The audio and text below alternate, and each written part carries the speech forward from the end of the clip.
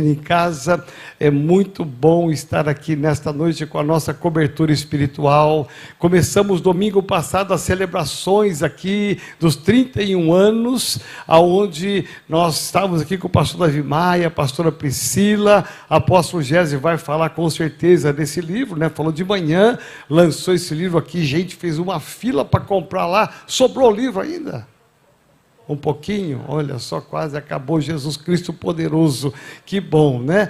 Mas é muito bom o lançamento do livro da pastora Priscila. Ontem o pastor Davi Maia fez aniversário, essa semana o pastor Davi Maia e Priscila fizeram aniversário de casamento, pastor Alex fez aniversário de casamento, né? Foi só semana de festa essa semana, e esse mês inteiro será assim. Você viu quantas informações importantes você tem para viver conosco. Domingo que vem, especial, a nossa linda cantata, o musical de Natal, que está tremendo. São mais de 150 pessoas participando aqui, já está tudo organizado, você está vendo aqui os microfones pendurados, muita coisa aqui que vai ser montada, um musical tremendo que vale a pena você vir e trazer a sua família, em nome de Jesus, amém? Levante a sua mão direita para cá. Pai, toda honra, toda glória rendemos a Ti. O Senhor é o Senhor dessa igreja. Nos submetemos à Tua autoridade, à Tua palavra. Senhor, obrigado porque nesses 31 anos não faltou a Tua bênção, não faltou o óleo, não faltou a unção, não faltou a cobertura apostólica do apóstolo Gésio, Maricleide. Obrigado porque nada nos faltou. Por isso podemos chegar aos 31 anos com gratidão, com alegria. Pedimos, ó Pai, assim como o Senhor usaste a boca do apóstolo pela manhã, usa, Senhor, nesta noite, em nome de Jesus, amém, Senhor, amém, amém. Obrigado. Graça e paz a todos. Os que estão vivos dão glória a Deus. É bom estar aqui de novo. Estive de manhã, foi tão gostoso. E eu pretendo esta noite, se Deus permitir, continuar a mensagem da manhã. Porque eu preparei 55 tópicos e de manhã consegui dar só 3. Então sobraram 52 para hoje à noite. Mas eu quero falar desse livro aqui.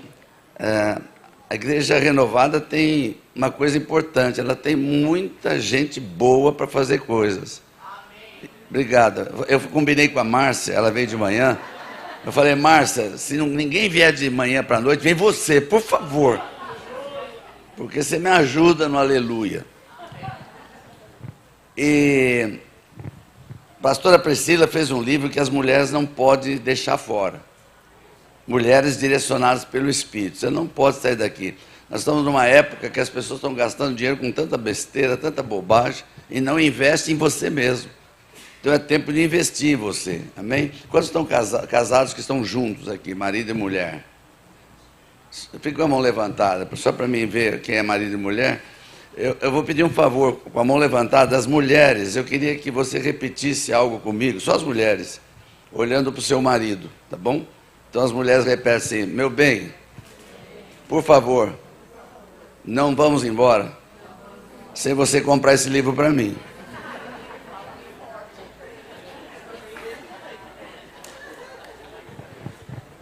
Aleluia! Quantas mulheres que estão aqui que não estão com marido ainda, ou por solteiro, porque estão viúvas, porque... Levanta as outras mulheres. Mulher, estou falando mulher. Ok. Então, você repete comigo e diz assim, Senhor Jesus, a tua palavra diz que o Senhor é meu marido. E o Senhor já me deu tudo.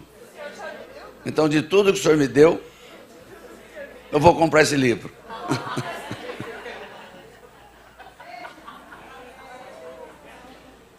Aleluia. Uma das coisas que eu aprendi não faz muito tempo, e eu me incomodava antigamente por isso, era por que as pessoas no enterro são honradas? Por que quando chega enterro fala-se tanta coisa daquela pessoa? E Deus tem posto no meu coração que isso é um erro. Porque as pessoas têm que ser honradas enquanto estão vivas. Por isso eu quero honrar a vida do apóstolo Joel. Porque se a igreja chegou até aqui, porque tem alguém que puxa a igreja. Não é porque tem cobertura só, ou porque tem pastores só, ou porque tem... Não, porque tem alguém que puxa. E outra coisa muito importante, tem gente que pensa assim, por que esta igreja recebe tanta coisa? Esse prédio todo pago, um outro prédio agora, um acampamento, outro acampamento. Porque Deus sabe para quem dá as coisas. Deus não dá coisas para quem joga fora ou para quem usa para usufruto próprio. Tem muito pastor aí fazendo reino próprio. Tem coisas próprias. Aqui tudo é para a igreja. Eu fiquei feliz que são investimentos tão altos. Por exemplo, eu não sabia. Hoje fiquei sabendo de manhã, fez um LED. Você nem falou disso ainda. Fez um tremendo LED lá na frente do prédio, que vai ficar o dia inteiro ligado, passando coisas da igreja. Um LED enorme. E custa uma fortuna. Então, tudo é aplicado para o reino, e Deus sabe disso. E a segunda coisa que eu quero também aqui honrar Joel, é que a palavra que tem sido dada desde o início nunca mudou. O progresso da igreja não mudou a palavra.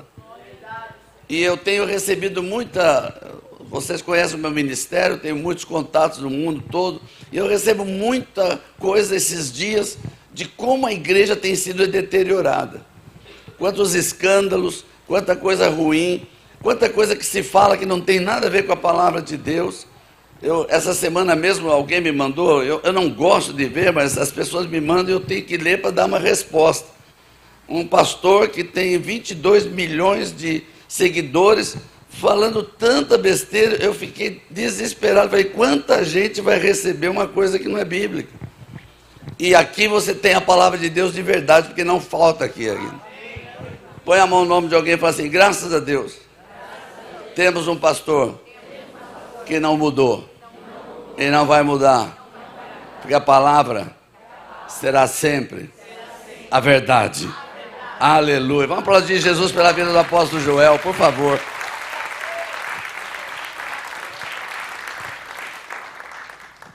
E tem uma coisa muito interessante, eu sei que ele fica triste também, às vezes chora, fica bravo. Eu nunca vi. Eu já vi ele chorar, mas nunca vi ele ficar bravo. E eu nunca vi ele falar assim, não vai dar. Nunca vi ele falar, não vai dar. Ele sempre fala assim, qualquer coisa conta comigo. Principalmente quando eu preciso de dinheiro, é tranquilo, irmão.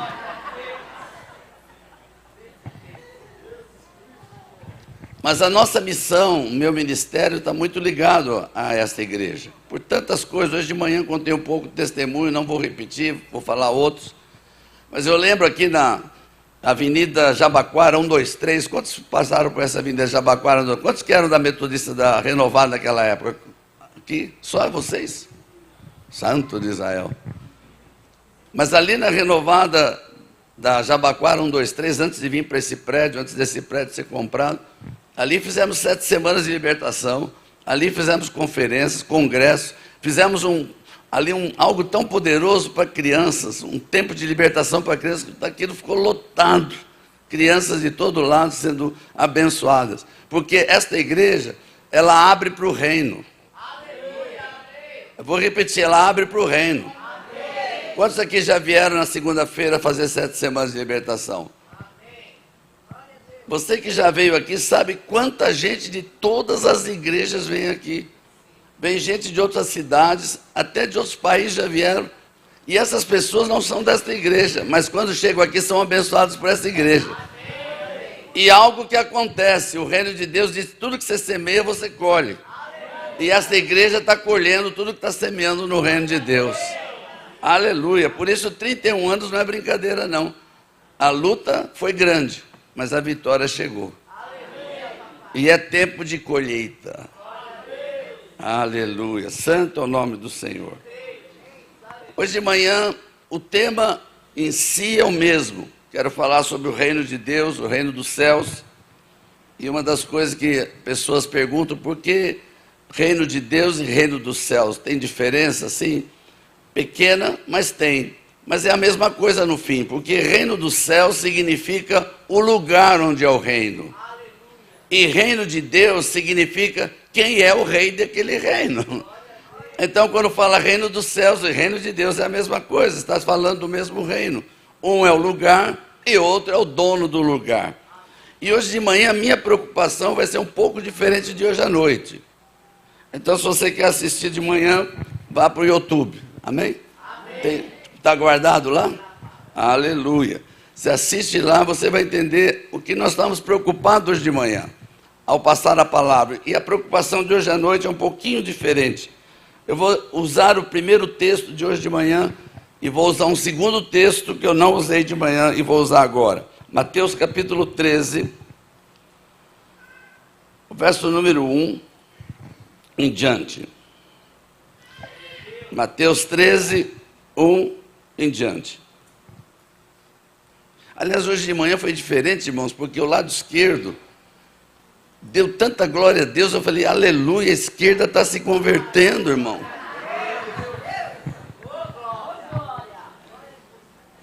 Mateus 13, 1 diz, naquele mesmo dia, saindo Jesus de casa, assentou-se à beira-mar, e grandes multidões se reuniram perto dele, de modo que entrou num barco, e se assentou, e toda a multidão estava em pé na praia. E de muitas coisas lhe falou por parábolas, e dizia, eis que o semeador saiu a semear. E ao semear, uma parte caiu à beira do caminho, e vindo as aves a comeram. Outra parte caiu em solo rochoso, onde a terra era pouca, logo nasceu, visto não ser profunda a terra. E saindo, porém, o sol a queimou, e porque não tinha raiz, secou-se. Outra caiu entre os espinhos, e os espinhos cresceram e a sufocaram. E a outra, enfim, aleluia, caiu em boa terra, e deu fruto a 100, 60 e 30 por um. Quem tem ouvidos para ouvir, ouça. Quando eu trouxe essa palavra de manhã, a preocupação era por causa desse texto na sequência, no verso 19. Deixa eu continuar aqui. Verso 19 desse mesmo texto diz assim, a todos os que ouvem a palavra do reino e não a compreendem, vem o maligno e arrebata o que lhes foi semeado no coração. Este é o que foi semeado à beira do caminho. E a segunda coisa que está ligado a isso é que muitas das curas não acontecem exatamente por causa disso, pelo roubo da palavra. Então vamos para o verso 15 do mesmo capítulo. Mateus ainda, verso 15. Porque o coração deste povo está endurecido, de mau grado ouviram com os ouvidos e fechar os olhos, para não suceder que vejam com os olhos, ouçam com os ouvidos, entendam com o coração, se convertam e sejam por mim curados. Aqui está muito claro que o texto está falando do roubo ou da semente que foi plantada em lugar errado e aquela semente foi destruída. E aqui fala de um maligno que rouba a semente. Aqui fala de alguém que é o nosso inimigo, que tira a palavra, aquela palavra que vai dar fruto, que vai dar colheita, ele vem e rouba. Isso era a preocupação de manhã hoje, roubo da palavra. Aquilo que está sendo roubado das nossas vidas, nesse tempo de maior crise que nós estamos passando no mundo, espiritualmente falando, onde a imoralidade é maior que a moralidade, onde a mentira é maior do que a verdade. E passando por isso, vamos preocupados na manhã, era com o roubo da palavra. Mas agora eu quero ler o texto dessa noite, e agora eu vou entrar na mensagem da noite. Parábola de Mateus, ainda no mesmo capítulo, verso 13.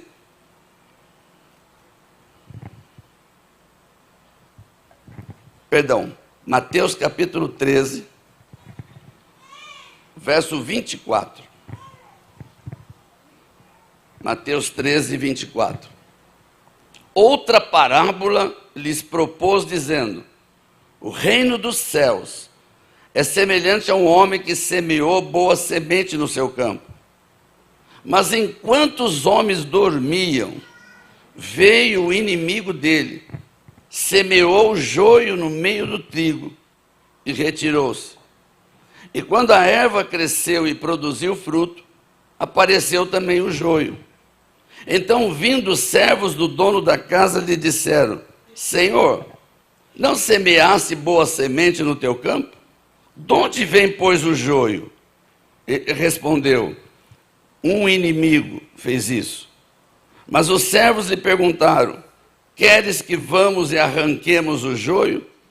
Não, replicou ele, para que ao separar o joio, não arranqueis também com ele o trigo. Deixai-os crescer juntos, até a colheita. E no tempo da colheita, direi aos ceifeiros: ajuntai primeiro o joio, atai-o em feixes para ser queimado, mas o trigo recolhei-o no meu celeiro.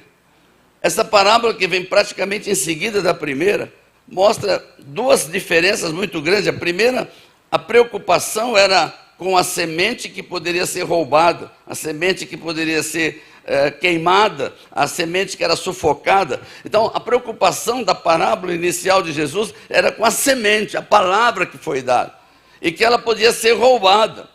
Mas logo em seguida, ele conta uma outra parábola que muda o enfoque.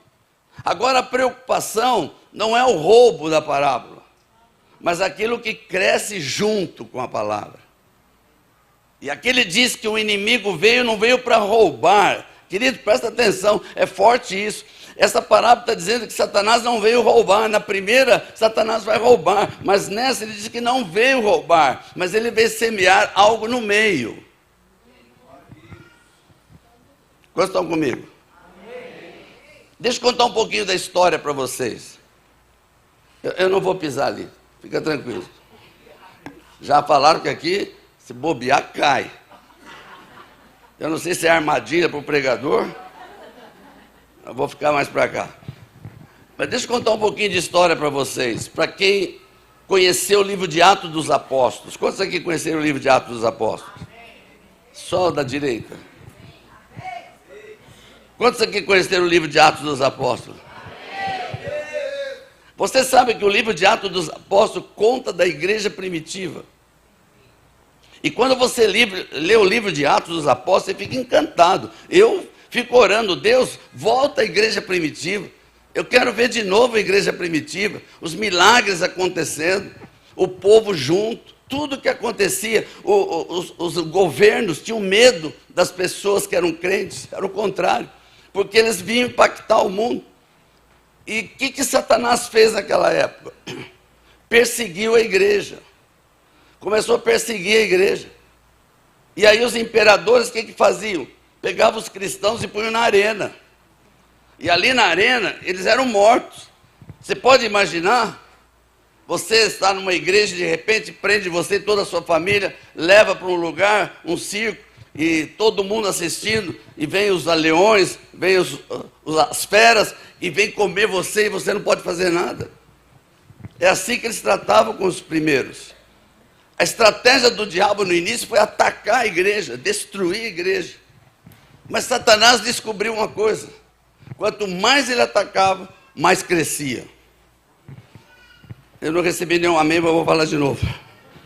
Quanto mais atacava a igreja, mais crescia. Amém. Por isso que a maior igreja que cresce no mundo hoje é da China. Talvez eu não sabia, mas a igreja que mais cresce no mundo é a China, onde tem perseguição e não pode ter templo, não pode ter culto, não pode ter nada, mas é lá que cresce. A igreja perseguida cresce mais. Mas Satanás não morreu. E Satanás mudou a estratégia. Qual foi a estratégia do diabo? E está nessa parábola. Ele não veio contra, ele entrou dentro.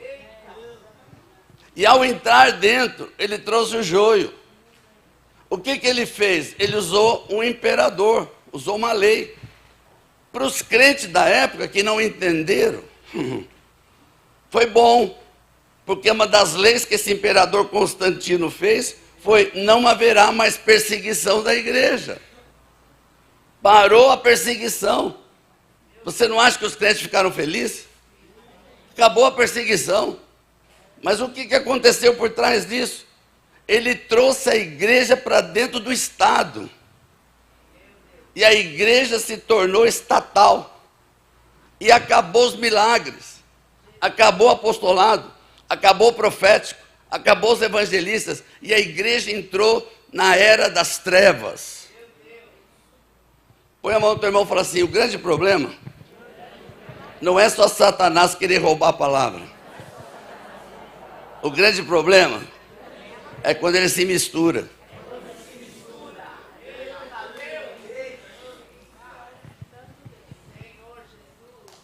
Põe a mão no teu irmão e fala assim: como é que a gente sai dessa? Então eu vou entrar nos princípios do reino.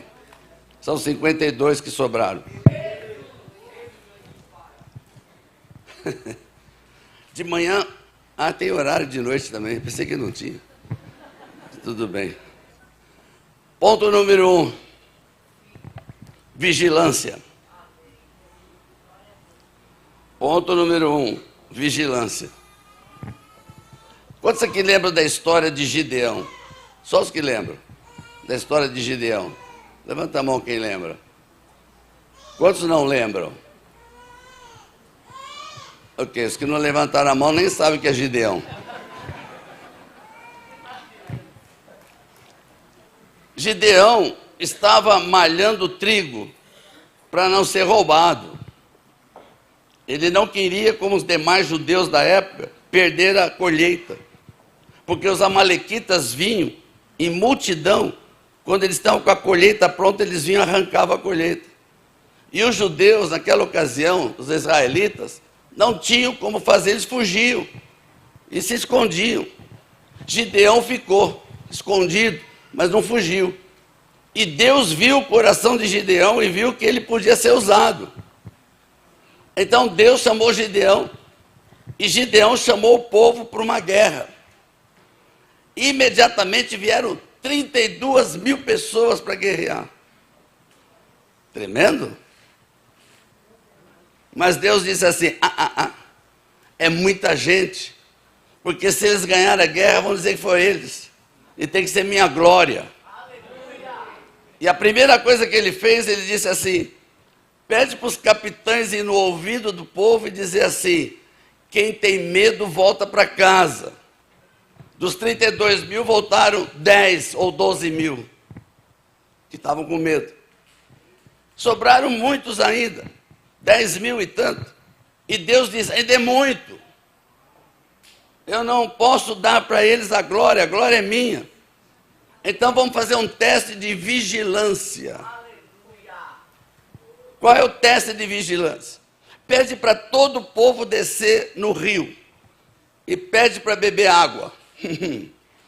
Aqueles que beberem água sem se abaixar e pega a água e traz aqui, põe esses para fora, separa. Aqueles que se abaixarem e beberem água lá embaixo, põe de lado. Dos que não se abaixaram e que beberam a água praticamente aqui em pé, foram 300. Dos que se abaixaram, quase 10 mil. E Deus disse: separa os 300. É com esse que eu vou ganhar a guerra. O que está acontecendo aqui? Quantos aqui assistem filmes de animais? Não estou falando de gente, estou falando de animal, bicho. Pet é chique. Não, mas eu não sei se leão é pet. Estou falando de leões, urso, onça. Você vai ver, esses dias mesmo eu estava assistindo um vídeo desse, eu gosto demais, viu? Essa coisa que eu gosto é esses vídeos. Porque eu tiro lições dali. Eu vi o leão, ele vem beber água, ele fica com a língua e olhando para todo lado, porque ele está preocupado se tem inimigo dele. O que esses 300 fizeram a não se abaixar? Tomaram a água, vigilante. Deus falou: é com esse que nós vamos ganhar a guerra. Aleluia! Aleluia! Põe a mão no teu irmão e diga assim: o pastor está dizendo algo que você ainda não entendeu. Ele não está dizendo para você beber água com a língua. Ele está citando uma referência de vigilância. Você é vigilante para saber o que entra na tua casa e o que não entra na tua casa. Você é vigilante para saber o que a tua família olha e o que não olha. Você é vigilante para saber onde você vai e onde você não vai. Você é vigilante, não importa onde você anda, tem que vigiar.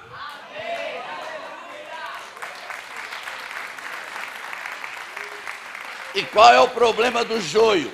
Hoje, se a gente bobear, a gente está fazendo joio e não trigo, porque está tudo parece que normal.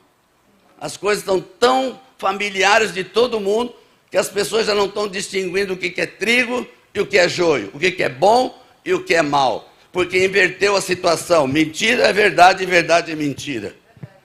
E nós, crentes, muitas vezes entramos nisso, porque a gente está acostumado a ver o que o mundo faz. Põe a mão no teu irmão e fala assim: não fica com essa cara, porque a mensagem é para você, meu irmão.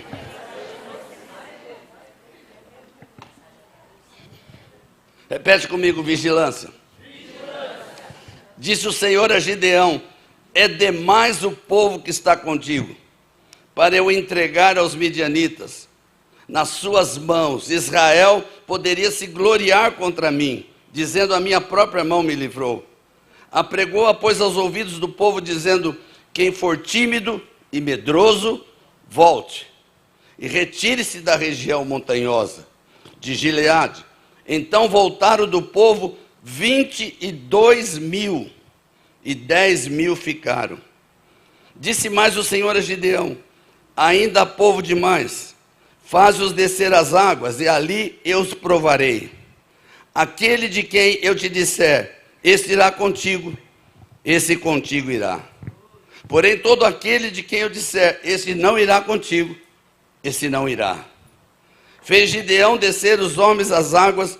Então o Senhor lhe disse: todo que lamber a água com a língua, como se fosse o cão, esse porás à parte. Como também todo aquele que se abaixar de joelhos a beber. Foi o número dos que lamberam, levando a mão à boca, 300 homens. Todo o restante do povo se abaixou de joelhos a beber a água. Então disse o Senhor a Gideão: com esses 300 homens que lamberam a água, eu vos livrarei e entregarei os midianitas nas tuas mãos. Aleluia. Põe a mão no teu irmão e fala assim: não importa se vamos ser poucos, os vigilantes, mas somos nós que vamos ganhar a guerra. Ah, você não recebeu do lado esquerdo. São poucos os vigilantes, mas são os que vão ganhar a guerra. São os que vão ganhar a guerra. Aleluia, aleluia. Põe a mão no teu irmão e fala assim: ponto número 2. Mensagem principal de Jesus: arrependimento.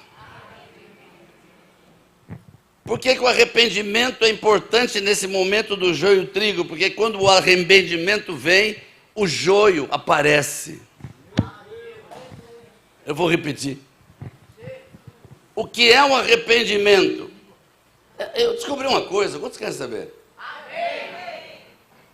Não existe ninguém que se arrepende não sei do quê. Eu vou falar de novo. Não tem possibilidade de alguém dizer assim: estou me arrependendo nem sei do quê. Só se arrepende quem reconhece que errou. E aí que está o joio.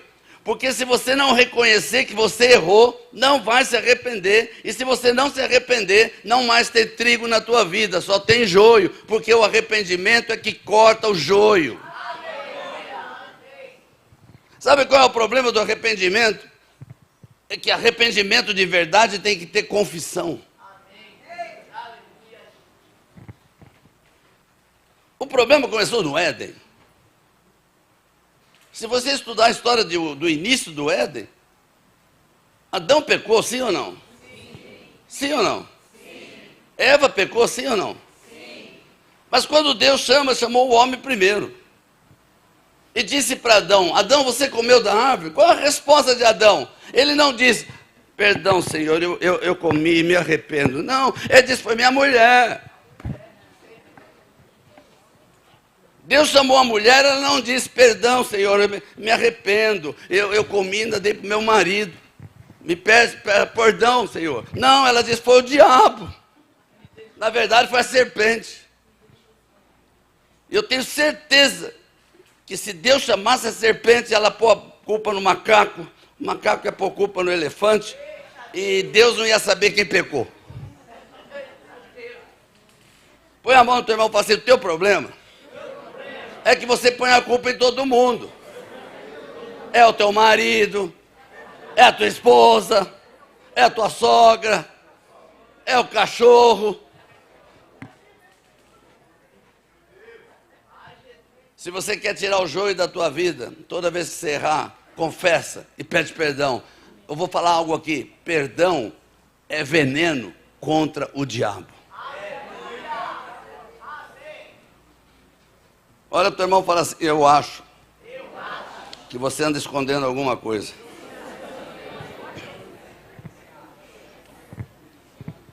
E tem mais. Se você quer saber se uma pessoa se arrependeu de verdade, tem que dar frutos. Fruto de arrependimento. Porque não pode se arrepender e continuar fazendo a mesma coisa. Eu gosto dessa história porque aconteceu comigo. Um pastor aqui dessa região aqui, não vou citar por questão de ética, ele me ligou e disse: pastor, você pode me ajudar aqui com a libertação de um rapaz? Eu disse: posso, mas eu preciso saber o que é primeiro. Ele disse: ele é do louvor. E tem um problema. Termina o culto, ele sai com a namorada e vai transar com a namorada. Eu disse: e daí? Não, já chamamos ele. Ele se arrepende, ele chora. Mas de molhar o chão. Eu falo: e daí? Domingo que vem ele faz de novo. E eu perguntei: e daí? Tudo no telefone, porque eu não queria ir lá. No telefone. Já levamos ele na Neuza Itioca. Foi? Passou por libertação? Passou. Quanto foi? Faz pouco tempo. E aí? Continua. Você já orou, pastor, com ele? Já, até ungir. E ele continua?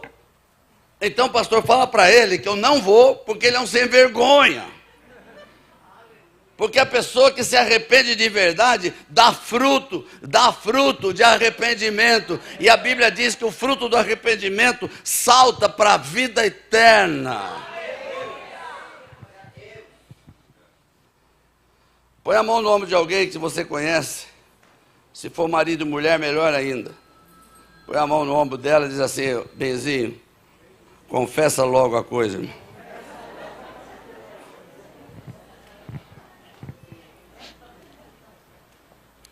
E o perdão faz parte disso. Porque a terceira parte é o perdão. Você sabe que a pessoa que não perdoa, ela é prisioneira, assim como a pessoa que não foi perdoada. Nas 7 semanas você esteve lá, conhece a história do pato. Lembra da história do pato? Não? Eu não contei? Não contei a história do pato? Não contei a história do pato? Não contei? Então eu vou contar. Tinha uma senhora, morava no interior, ela tinha 2 filhos, um menino e uma menina. Mas ela tinha um pato de estimação. Mas muito, muito bonito o pato, e ela levava nas competições. E esse pato ganhava todas as competições, porque ele era muito bem tratado e era muito lindo, o pato. A menina ajudava a mãe nas tarefas da casa. Era viúva, não tinha marido. E a menina que ajudava a fazer a comida, lavar a louça, fazer a arrumação da cama, ajudava a mãe. E o menino só queria saber de brincar. E um dia, esse menino está brincando com uma garruchinha de chumbo. E começou a dar tiro e acertou o pato e matou o pato. Quem viu? A irmã. Quando a irmã viu, ela disse, vou contar para a mamãe. E ele disse, por favor, não faz isso. E ela disse, desde que você faça o que eu mandar. Ele disse, eu faço qualquer coisa, mas não conta para a mamãe. E quando chegou a noite, ela terminou de jantar, a mãe falou, vamos lavar a louça? Ela olhou para o menino e falou, ele que vai hoje. Ele ficou meio assim, falou, eu conto. E ele foi lavar a louça. De manhã, terminou, levantou da cama, saiu, ela chamou, arrumar a cama. Eu não, eu conto. E passou a ser o trauma do menino, porque ele não podia fazer nada mais sem o que a irmã mandasse, porque se ele não fizesse, a irmã dizia, eu conto. E por causa disso ele ficou prisioneiro. Um dia ele não aguentou mais, chamou a mãe, falou, mãe, preciso contar algo, eu matei o pato. A mãe ficou brava, deu um castigo para ele, e a irmã não ficou sabendo. Quando chegou a noite, terminou o jantar, aleluia. Ela chamou a menina para ajudar, e a menina falou, é ele que vai. Aí ele falou, não vou. Falou, vai, eu vou contar. Pode contar, porque eu já contei, já fui perdoado. Põe a mão no ombro de alguém, por favor. Fala assim, logo, meu irmão. Conta logo quem matou o pato, irmão.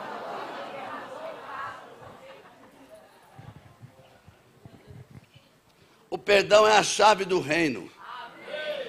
As últimas palavras de Jesus na cruz, antes de ir para o reino definitivo, foi, Pai, perdoa-lhes.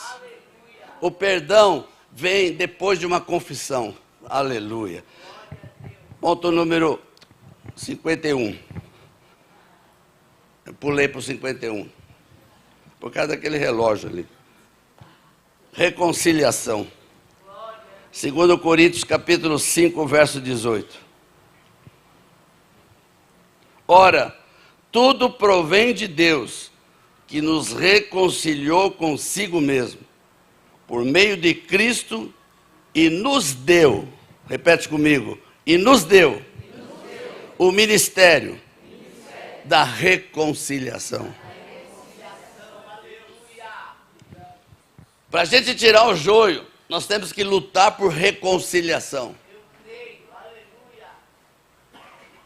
Hoje em dia virou moda na igreja separação de casais e divórcio. A Bíblia diz claramente em Malaquias que Deus abomina o divórcio. É bíblico isso. Mas como todo mundo está se divorciando, até na igreja estão querendo se divorciar. Mas o divórcio não te dá direito a casar de novo. É verdade.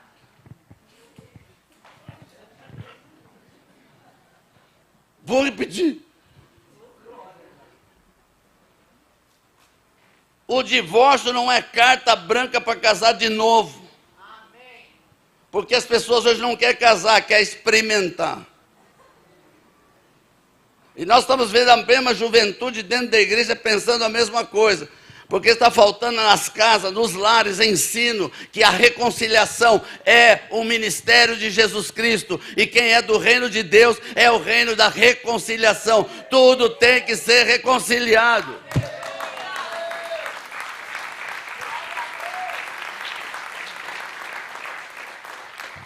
Quantos aqui ofertam? Quantos não ofertam?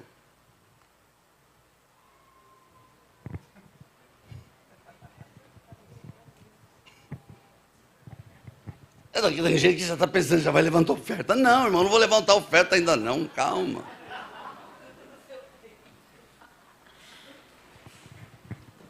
Tem gente que oferta e a sua oferta não é aceita. Porque a Bíblia diz, se você tiver um problema com o teu irmão e quer ofertar, deixa a oferta no altar, não entrega. Vai reconciliar com o teu irmão primeiro, depois oferta. Se você oferta com alguém que você está brigado, ou que você sabe que a pessoa não gosta de você e não se reconcilia, a tua oferta não tem valor nenhum. Alô? Por isso que eu gosto de ministrar nessa igreja, porque aqui eu não preciso fazer reteté.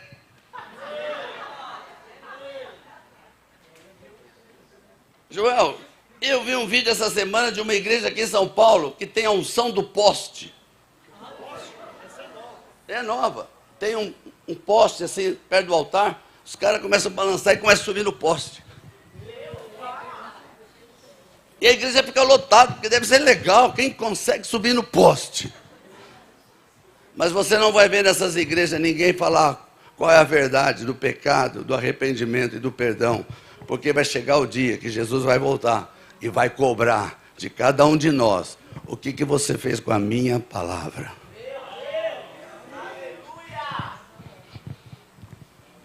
Aproveita, abraça alguém e fala assim: me perdoa se eu fiz alguma coisa para você.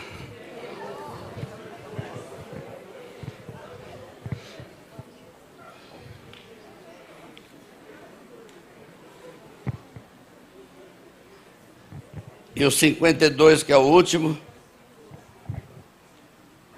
Efésios capítulo 4, 29, e eu termino aqui. Próxima vez que me convidarem, eu continuo. Por isso, insista com o seu pastor para ele me convidar. Efésios capítulo 4, verso 29. Repete comigo, porque eu quero que você repita isso bem alto. Diga assim: não saia da vossa boca nenhuma palavra torpe, e sim unicamente a que for boa para edificação, conforme a necessidade, e assim transmita graça aos que ouvem.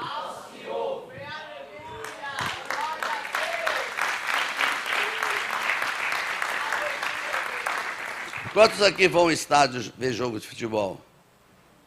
1, 2, o que mais? 3.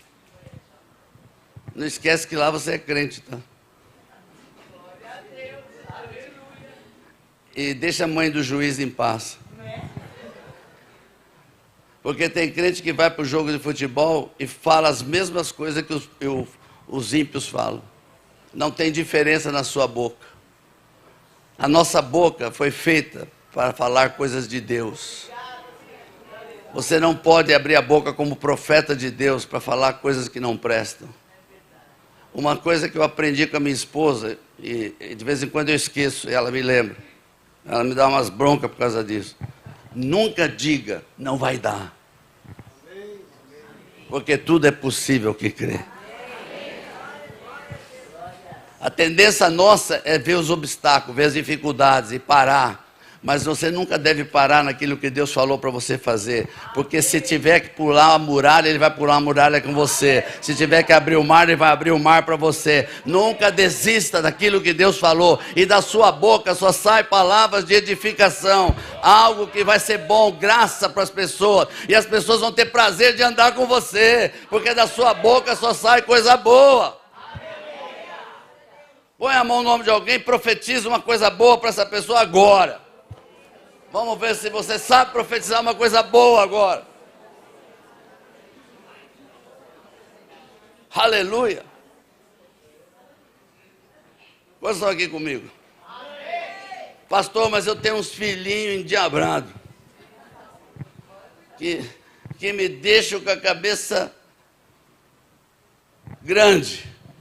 E na hora que eu estou mais ocupado, é a hora que eles mais fazem arte. E aí, o que eu falo, pastor, para sair dessa? Você fica daquele jeito, nervoso? Seus bonzinhos de Jesus.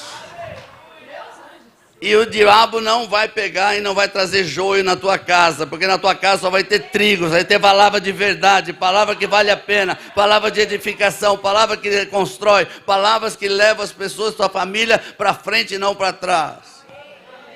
Põe a mão no nome do irmão e fala: o teu problema, querido, é a tua boca santa. Eu lembro na época que eu era tradicional, jogava futebol só com crente. Você lembra disso? Eram os times de igreja contra igreja. Aí eu estava lá, jogando normalmente, e aí um rapaz de uma igreja que eu conhecia, presbítero inclusive, ele começou a bater no outro e brigar, e começou a xingar. Eu fui apartar a briga. Falei, meu irmão, você é da igreja. Ele falou, aqui no campo não tem igreja. Tem muita gente assim, que quando sai daqui da igreja, que aqui é fácil falar glória a Deus, aqui é fácil falar aleluia, aqui é fácil dar paz do Senhor, aqui é fácil abraçar os outros, mas vai lá na rua, no teu trabalho, vai na tua casa, encontra a tua sogra, dá um abraço nela.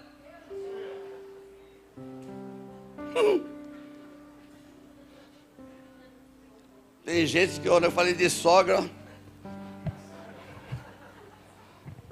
fica em pé porque eu vou falar o último item.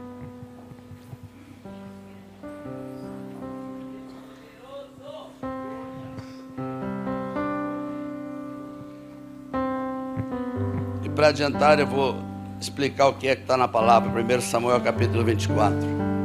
Quero te dar um segredo para você levar para sua casa. Você faz parte do reino de Deus.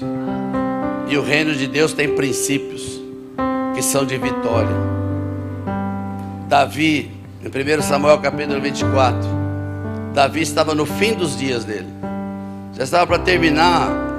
Ele sabia que ia morrer em breve. Mas Davi, nos últimos dias, aquele homem que é segundo o coração de Deus, resolveu fazer algo que Deus não mandou. Resolveu fazer o recenseamento do exército. Ele queria saber quanto exército ele tinha. A princípio não tem nada demais isso, contar quantas pessoas tem no seu exército. Mas Deus conhece o coração. E viu que no coração de Davi tinha orgulho, porque ele queria saber quanto de exército ele tinha. E por causa disso levantou um profeta que veio falar com Davi e mostrou para Davi o erro. E Davi era um homem segundo o coração de Deus, porque ele se arrependeu. E quando ele se arrepende, todo pecado tem consequência. Você se arrepende, Deus perdoa, mas tem consequência. E Davi tinha que passar pela consequência. E Deus deu 3 opções para ele.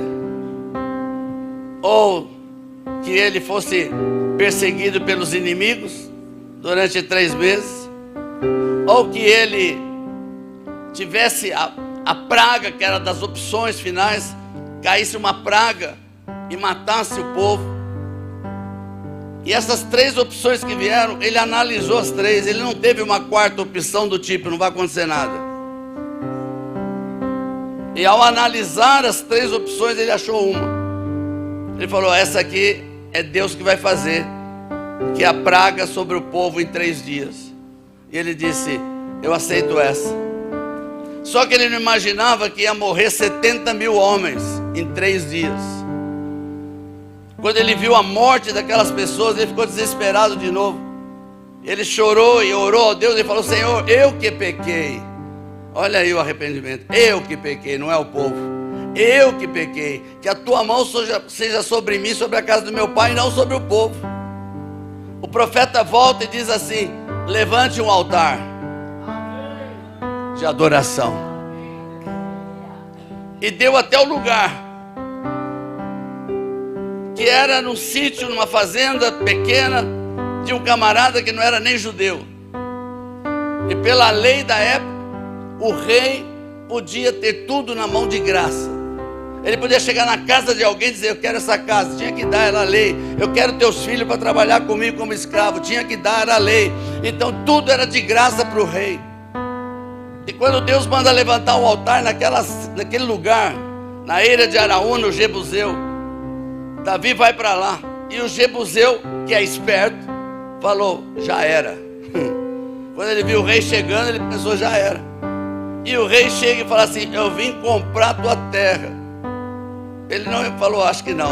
Acho que ele está querendo dar uma pegadinha, essa é a versão minha. E ele disse, ô rei, pega tudo de graça. Eu vou até te dar os trilhos, a madeira para você fazer o altar, de graça. E Davi disse, nunca vou oferecer para o meu Deus um sacrifício que não me custe nada. E ali ele levantou um altar de adoração. E a praga cessou. vou repetir algo para você. Quando acontecer qualquer coisa na tua casa, uma enfermidade, problema financeiro, problema com os filhos, problema entre marido e mulher, antes de sair correndo para tentar resolver, comece a adorar o Senhor. A adoração no lugar da praga liberta a praga e traz salvação e cura. A adoração é a maior estratégia para que o joio saia da tua vida. Põe a mão no nome de alguém definitivo e diz assim: mas a adoração tem que ter sacrifício, porque a adoração sem sacrifício é enrolação. Fecha os teus olhos, eu vou orar. Te damos graças, Senhor, pela tua palavra.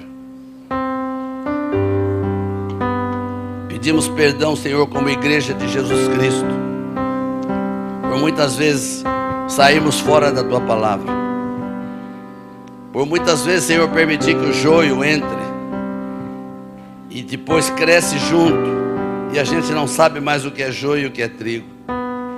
Senhor, levanta uma igreja poderosa como o Senhor já tem levantado. Que esta igreja se permaneça no seu prumo, Senhor. E que todas as pessoas que participam dessa igreja sejam pessoas sérias, pessoas que realmente fazem parte do reino de Deus, pessoas que verdadeiramente querem que a sua palavra seja boa, perfeita, e que essa sua palavra seja graça para quem ouve. Senhor, que sejam pessoas que tenham nas suas casas seus altares de adoração verdadeiro, porque ali não entra praga nenhuma quando tem um altar de adoração. Que sejam pessoas submissas aos seus líderes, sejam pessoas humildes, pessoas que creem no Senhor e que não se conformam com esse mundo e que não deixam o mundo fazer parte da sua vida. Perdoa, Senhor, porque muitas vezes deixamos Satanás entrar no nosso campo de sementes e semear o joio. Mas nessa noite nós estamos aqui como igreja reunida para declarar: Senhor, nos perdoa, nos arrependemos, mas queremos consertar, queremos ser canais de reconciliação. Coloca uma unção de reconciliação sobre cada pessoa que está aqui nessa noite. Que eles sejam reconciliadores na sua casa, que eles sejam reconciliadores no seu trabalho, que eles sejam reconciliadores onde quer que andem, que sejam pessoas conhecidas como aqueles que reconciliam todas as coisas. Levanta essas pessoas, Pai, toca numa unção nova sobre a cabeça deles, derrama o entendimento, o discernimento, a sabedoria para entender o que é trigo, o que é joio, para não permitir a mistura, Pai. Não queremos esperar o último dia, quando o Senhor voltar, para que os teus anjos façam isso. Não, nós não queremos permitir que o joio cresça. Trata conosco nessa noite, no nome poderoso de Jesus. Nós queremos fazer parte integrante do reino de Deus. Que os nossos princípios sejam os princípios do teu reino, que a nossa vida seja pautada pelos princípios da tua palavra. No nome poderoso, maravilhoso, daquele que pagou um alto preço por nós, Jesus Cristo, Filho do Deus vivo. A Ele a honra, a Ele a glória, a Ele o louvor, a Ele a majestade, a Ele a exaltação, a Ele todas as coisas se dobram diante dEle. A Ele, somente a Ele, o único Deus vivo e verdadeiro. É em nome de Jesus que oramos. Aceita a nossa oração. Aceita aqueles que estão em contrição nesse momento. Aceite aqueles, Pai, que estão repensando a sua vida a partir de agora. Aceita, Senhor, o coração daqueles que estão desejosos de fazer a coisa certa. Que o Teu Espírito Santo venha ajudar cada um daqueles que estão tomando uma decisão. Eu quero fazer a coisa certa. Espírito Santo de Deus, vem selar isso nesses corações, no nome poderoso de Jesus. Oh, aleluia. Fica com seus olhos fechados ainda. Há uma unção tão grande nessa noite aqui. Há uma unção de contrição. Há uma unção de entrarmos dentro de nós mesmos e reconhecermos tudo aquilo que é joio e não deixar crescer junto com o trigo. Que seja uma semana de concertos com o Senhor. Arabashore cantaramalas, charabashotocoche de barrandamas, aramachere ande cantamas, chore cacharamachore de barralamalas, aramachure andebas. Será que tem alguém essa noite que entrou aqui que ainda não entregou sua vida para Jesus? E não entrou no reino dos céus ainda? Está com o pé aqui, pensando que está com o pé na igreja, mas a igreja não salva ninguém, quem salva é Jesus. A sua vida tem que ser entregue para Jesus. Se tiver alguém que quer fazer essa noite, tomar uma decisão muito importante na tua vida, simplesmente declarar: eu quero esse Jesus na minha vida. Se tem alguém, levante bem alto a sua mão, para que eu possa orar por você. Alguém que quer fazer isso essa noite, por favor, se você quer, eu quero orar por você. É só levantar a mão, em nome de Jesus. É uma oportunidade que estamos recebendo do Espírito Santo para fazer isso. Levante bem alto a sua mão se tem alguém que quer entregar sua vida para Jesus hoje.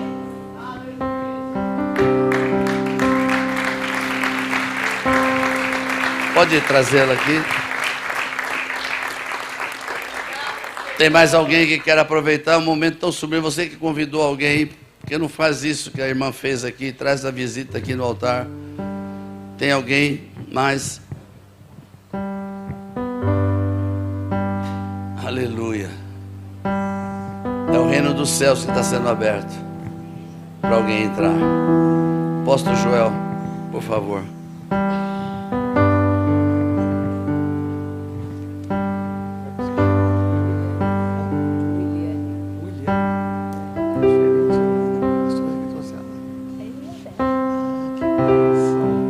Aleluia. Aqui está uma vida tão preciosa, trazida pela Sandra e pela Bel. Olha que lindo. Eu quero aproveitar aqui, estender esse convite para você que talvez, por alguma razão, você se afastou da casa do Pai. Por alguma razão você andou longe da casa do Pai, se afastou dos irmãos, dos amigos, da célula, da igreja. Mas hoje você está aqui. Olha que bênção. Jesus também te dá uma oportunidade para você se reconciliar, que é o ministério de Jesus. Se alguém que precisa e sente o desejo de voltar, tomar uma decisão: quero fazer a minha aliança, quero renovar a minha aliança com o Pai. Aí você pode também, no seu lugar, levantar a sua mão e vir aqui no altar. Vem cá no altar, você quer se reconciliar. Pode aplaudir ao Senhor. Essa é a sua oportunidade. Não importa o porquê você se afastou, não importa as razões, o que importa é que você pode voltar e retomar. Amém? Tem mais alguém? Aleluia, pode aplaudir ao Senhor. Tem mais uma vidinha chegando aqui. Aleluias. Amém. Nós vamos orar, porque aqui tem decisões importantes. Tudo começa com uma decisão. E a decisão dessas filhas aqui, desse filho, vai mudar o final da história deles. Amém? Então repetem comigo vocês aqui essa oração. A igreja vai repetir juntos, tá bem? Dizer assim: Senhor Jesus, eu abro o meu coração para te reconhecer como Salvador e meu Senhor. Eu olho para a cruz e declaro que naquela cruz Jesus Cristo de Nazaré pagou o preço pela minha vida. E hoje eu tomo uma decisão de ser teu filho, de voltar para a tua casa. Em nome de Jesus, vem Espírito Santo de Deus, faz morada em mim, e que os meus passos, a partir de hoje, sejam guiados pelo Senhor, e deste caminho jamais sairei. Em nome de Jesus, amém, amém. Pode aplaudir ao Senhor. conheço ele aqui.